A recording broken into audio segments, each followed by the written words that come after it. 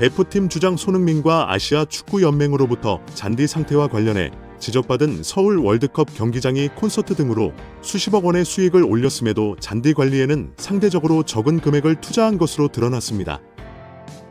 25일 유시스 등에 따르면 더불어민주당 위성군 의원은 서울시설공단으로부터 제출받은 자료를 공개했는데요.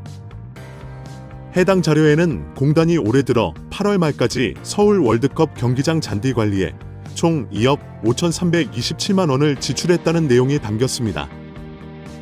구체적으로 세로 심을 잔디에 1억 5,346만 원, 잔디 보호 인조 매트에 94만 원, 농약 비료에 5,140원, 잔디 파종을 위한 오버시딩기에 1,962원, 잔디 폐기물 처리 용역에 886만 원이 들어갔다고 밝혔습니다.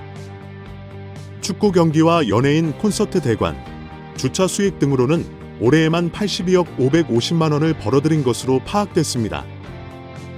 국가대표 A매치 경기로 9억 9,426만 원, 프로축구 K리그 서울 경기로 11억 3,832만 원, 콘서트 등 문화행사로 24억 3,447만 원, 일반 행사로 36억 3,846만 원을 벌었습니다. 특히 이명훈 콘서트로 14억 3,899만 원, 틴 콘서트로 9억 7,758원의 수입을 기록했습니다. 최근 끝난 아이오 콘서트 역시 비슷한 수준의 수익을 올렸을 것으로 추정되고 있습니다. 콘서트로 큰 수익을 올렸음에도 잔디 훼손 후 복구 비율은 높지 않아 큰 파장을 일으키고 있습니다.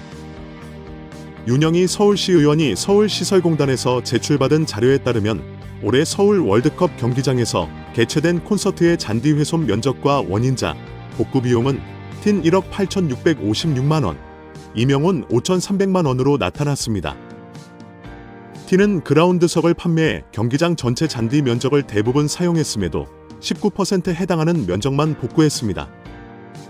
이명훈 콘서트는 그라운드석 판매는 없었으나 그라운드 저면에 걸쳐 무대 조립으로 인한 훼손이 있었습니다.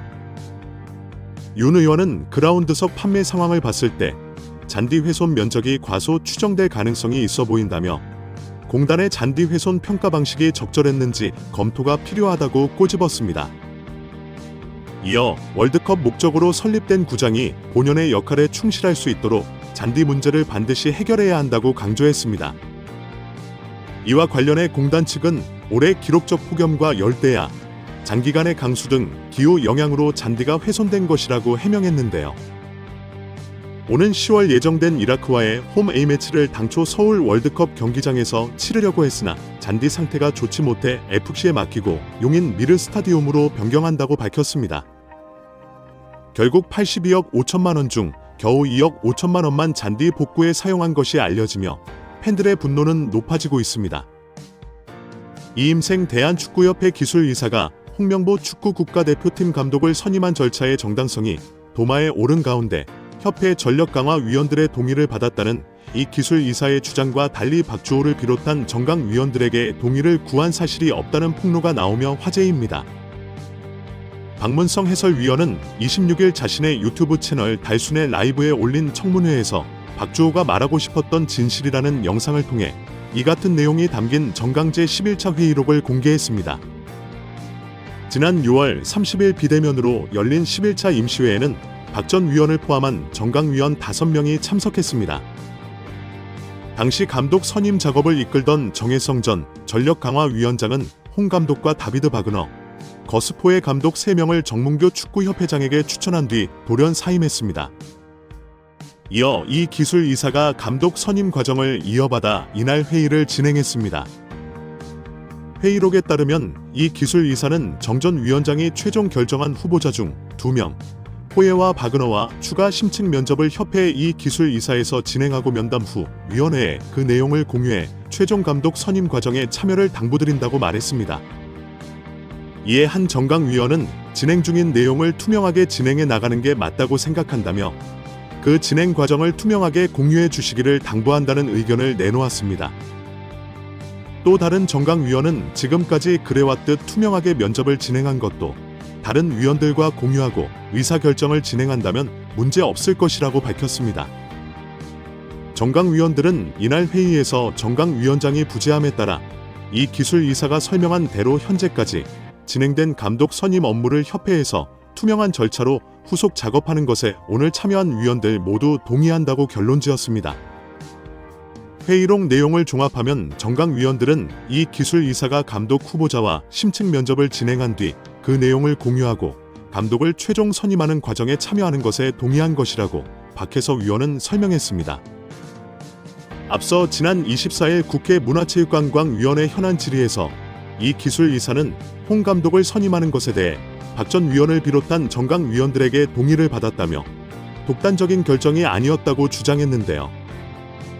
그러나 정강 위원들은 이 기술 이사가 최종 감독 선임 과정을 공유하는 것에 동의한 것이지 이 기술 이사가 감독을 최종 선임하는 것에 동의한 적이 없다는 것입니다. 박주호 전 위원은 지난 7월 자신의 유튜브 채널을 통해 감독 선임 절차의 문제를 폭로하는 과정에서 홍 감독이 내정됐다는 소식을 휴대전화로 접하고 놀라는 반응을 보였습니다. 이 역시 이 기술 이사가 정강 위원들과의 공유 없이 독단적으로 홍 감독을 내정하는 것을 예상하지 못했기 때문이라고 박해설 위원은 덧붙였습니다. 박 해설위원은 국회 현안 질의에서 정강 위원들이 어디까지 동의했는지를 놓고 의원들의 질타를 받았었는데 박주호 전 위원이 몇 차례 발언 기회를 얻었지만 21차 회의의 내용을 언급하지 못했다면서 내가 중요한 포인트를 말하지 못했다고 아쉬워했다고 전했습니다. 결국 최종 감독 선임 과정을 공유하는 것에 동의한 것이지 이 기술 이사가 감독을 최종 선임하는 것에 동의한 적이 없다는 것입니다.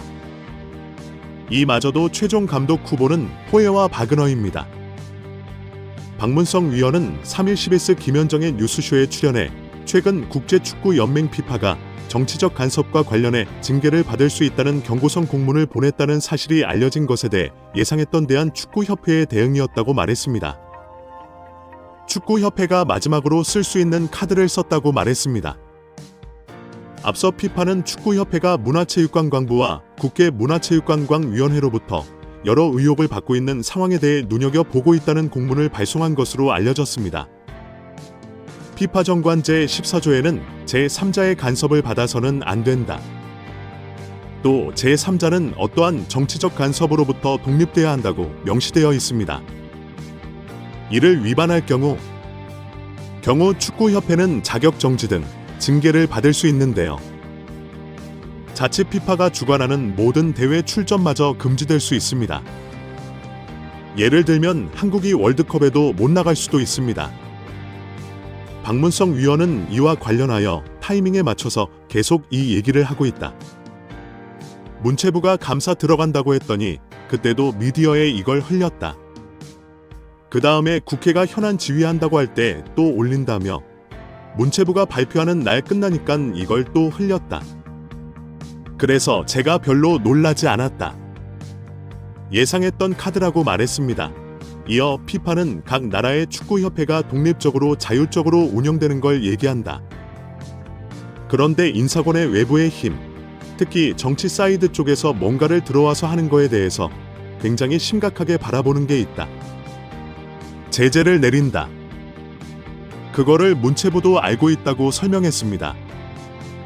실제로 지난 2015년 쿠웨이트 대표팀이 월드컵 예선에서 몰수패 처리를 당한 바 있는데요. 당시 쿠웨이트 정부가 스포츠 기구의 인사권에 개입할 수 있게 법을 고치자 피파는 자격정지 처분을 내렸습니다. 인도네시아도 해당 사항 등을 위반했다는 이유로 피파 징계를 받은 바 있습니다. 하지만 박문성 위원은 인도네시아는 피파 대회 개최권을 얻었는데 참가팀인 이스라엘을 종교 정치적 문제로 거부를 했다. 당연히 문제가 됐다며 피파는 외부의 힘이나 정치의 개입, 이런 것들 때문에 월드컵 등 제재를 세게 내릴 때는 정부가 축구협회를 강제 해산하거나 회장 선거에 부당하게 개입, 그 다음에 인사권이 돈제 문제를 통제하는 법을 만들 때 등 외부의 힘, 정부나 정치가 축구협회를 완전히 종속 지배할 경우라고 주장했습니다. 현재 축협이 감사 현안 지휘 등은 전혀 해당되지 않는 사항입니다. 이어 박 위원은 2005년과 2011년 축구협회가 국회로 향한 일을 언급하며 그때 피파가 아무 말도 하지 않았다고 말했습니다. 그러면서 피파 제재 때문에 걱정도 되고 무섭기도 할 것이라면서도 하지만 그렇게 아이고 이거 큰일 나는 거 아니야라고 협박하고 법박일 것이라고 비판했습니다. 따라서 문체부에서 협회를 완전히 종속 지배할 수 없기 때문에 감사를 통해 명백한 문제가 있음을 공식적으로 공표함으로써는 객관적인 조치를 내려야 할 것입니다.